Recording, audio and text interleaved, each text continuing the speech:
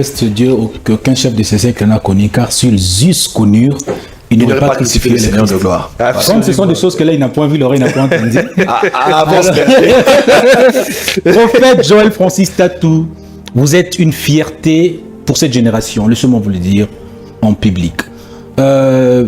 En Guadeloupe, justement, on a vu vos amis vous apprécier, notamment votre frère, le pasteur Florent Canto, votre frère, le prophète Joe Grasse, le prophète Philippe Moukomoa, le pasteur Elisée Kassanda, le pasteur Job Moukadi. Plusieurs hommes de Dieu vous ont célébré et d'autres même vous ont appelé, justement. Alors, on s'est dit, comment faire pour garder ces dons extraordinaires qui est notre Père, le prophète Joël Francis Tatou? Qu'il faut-il faire réellement pour vous garder? Parce que vous êtes une bénédiction, pas pour la République démocratique du Congo. Je vous rappelle que le prophète Joël Francis Tatou est le prophète le plus suivi de la francophonie. Alors, c'est un don pour plusieurs nations. Que faire pour vous garder? Je vais peut-être inclure tous les miens dans ma réponse. Bon, déjà, je bénis Dieu pour ce qu'il a fait aux Antilles. On a plusieurs serviteurs de Dieu congolais qui vivent, qui ont fait un grand travail et ne sont pas allés apporter quelque chose de plus grand, mais à contribuer, l'un à semer, l'autre à arroser. Moi, j'avais amené beaucoup de kérosène là pour rajouter au feu qui était déjà allumé. Mais c'était quand même surprenant pour beaucoup de gens de voir un prophète et africain venir rassembler autant de monde sans panneau, sans publicité à la télévision, à la radio locale, sans rien. Et pourtant, ils savent que quand on doit rassembler beaucoup de gens, il faut passer à la télé, il faut passer à la radio, il faut mettre les panneaux, mais on n'a mis aucun panneau. Je disais seulement aux gens, louez cette salle, elle sera pleine. Louez celle-là, elle sera pleine. Et quand je suis arrivé sur place, j'avais une seule prière. Je disais, Seigneur, je suis venu dans un autre pays ici, Seigneur, que l'on sache que tu es Dieu. Vous savez, quand quelqu'un quitte sa maison et vient, c'est parce qu'il y a quelque chose à attirer. Il faut vraiment être attiré pour rassembler des gens comme ça. Et en Guadeloupe, la salle était pleine. En Guadeloupe, c'était une photo. En Martinique, la salle, ici c'est en Martinique, la salle était pleine. Et samedi, j'ai dit aux gens, je le vois en esprit que tout le monde est en blanc-blanc. Demain, venez en blanc-blanc. Toute la salle était en blanc-blanc. Donc, ils ont vraiment suivi. Là, c'est à Brazzaville. Là, c'est à Brazzaville. On peut changer rapidement. Donc, en Martinique, en tout cas, Dieu a fait de très grandes choses. Et même... Si c'était où pour venir là, c'était esplanade du palais du peuple à Brazzaville. Là, c'est l'esplanade. C'était full. À l'esplanade, ça, c'était le... Bon, tous les jours, 2 jours ont été full. C'était en 2023. 23, voilà. Donc, on va même rentrer là avec la map. On peut changer rapidement. 2023. Là, nous avons Brazzaville. Voilà. Là, c'est à l'église, bien sûr. C'est votre jumeau. Oui. Ici, c'est en Martinique. La sécurité même a dit à mes équipes, il a dit c'est la première fois qu'il y ait autant de monde comme ça. On a dû renvoyer des centaines de personnes. Ouais, parce qu'il n'y avait plus d'espace. Oui, bon, l'Europe, c'est pas comme ici. Hein. Bon, les autres pays, c'est vraiment la régulation, la sécurité. Donc, on doit, parce que s'il y a incendie, on doit laisser sortir des gens. Donc, il y avait quelques petits espaces, mais ils avaient laissé ça pour que les gens puissent évacuer. C'était full, avec une soif incroyable de Dieu. Les âmes ont été guéries, des malades ont été guéris, les âmes ont été sauvées, le prophétique a été manifesté de manière incroyable là-bas. Dieu a continué à parler. Comme il parle ici, il a aussi parlé là-bas. Prêchez-nous la parole seulement, prophète. Ici, la parole n'a pas été présente. Moi, ce qui m'impressionne, c'est que sans panneau, sans publicité, sans annonce à la télé. C'est en cela que l'on voit la puissance des réseaux sociaux et de la capacité à bâtir une communauté. C'est ça que toutes ces années, depuis que Facebook existe, je poste tous les jours et c'est moi qui poste. Quand on voit les ça se passe comment, prophète? Tous les jours. Vous postez chaque jour? Comme je bois de l'eau, comme je respire, comme je dors, comme je mange, comme je poste. Il n'y a pas un administrateur qui le fait? Je suis l'administrateur principal de mes réseaux sociaux. Vous coupez vos vidéos? Ce matin, on m'a envoyé la vidéo qui a été postée sur l'Esprit de Sirène, sur ma page Facebook. C'est moi qui ai posté. Le partage des photos du culte d'hier, c'est moi qui ai posté parce que je voulais choisir les photos que je voulais. J'ai posté sur la page de l'église Kinshasa et j'ai reposté avec ma page Prophète Joël Francis Tatou. Les gens ne connaissent pas la puissance des réseaux sociaux. Moi, quand je suis entré sur les réseaux sociaux, les gens ne croyaient pas en ça. Ok. Et on nous disait, prophète des Facebook, prophète des réseaux sociaux, Ok. prophète qui font de live. Le jour Covid-19 est venu, on a vu des pasteurs avec des caméras. Ils disaient, les live. Amen. Ah, on est en ligne, tous en ligne. Allô, à Bogota. Voilà, donc généralement, les pionniers sont des haïs du présent, des incompris du présent, mais les héros du futur. Moi, je Donc, dis souvent, les abonnés sont des âmes hein, qui doivent être édifiées par la parole de Dieu. Hein. Et tout ça, ce sont des hommes qui nous ont suivis, qui me disent, prophète, depuis 2004, on te suit sur Periscope. Imagine Periscope, on te suit sur Twitter, on te suit sur Facebook, on suit ton épouse.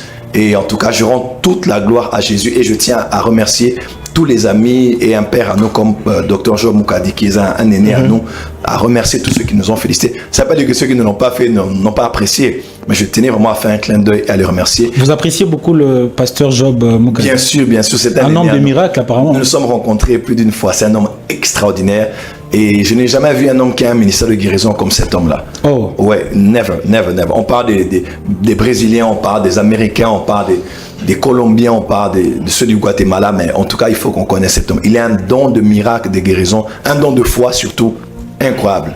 Donc j'ai été avec lui dans sa chambre d'hôtel une fois, je l'ai rencontré en ville, nous nous sommes rencontrés, on a échangé. C'est un aîné, c'est pas un homme de notre génération, hein. C'est un père, c'est un aîné que nous honorons.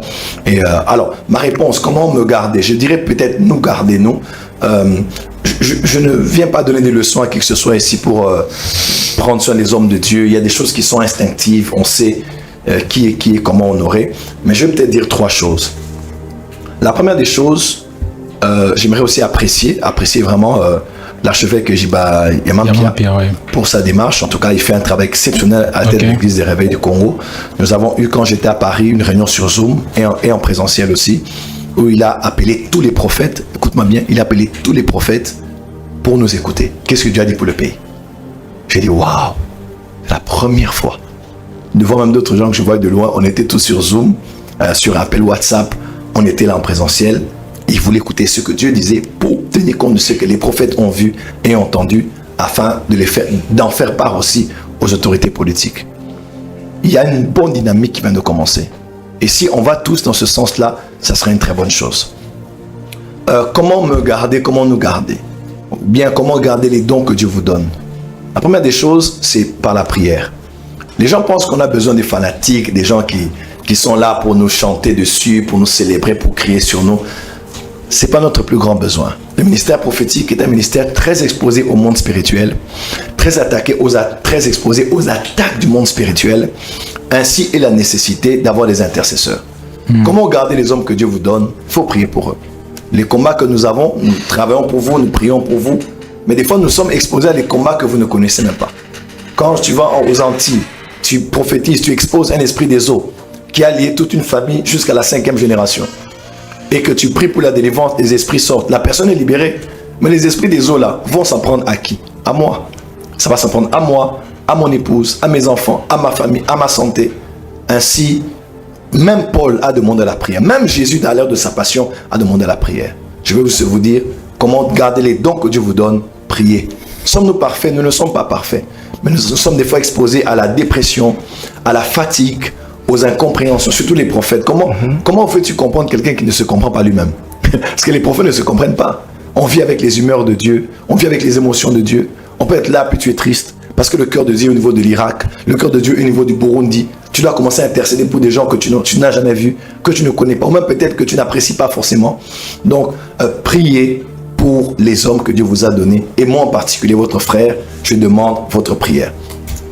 Deuxièmement, et ici je parlerai peut-être à ceux qui ont une place de pouvoir.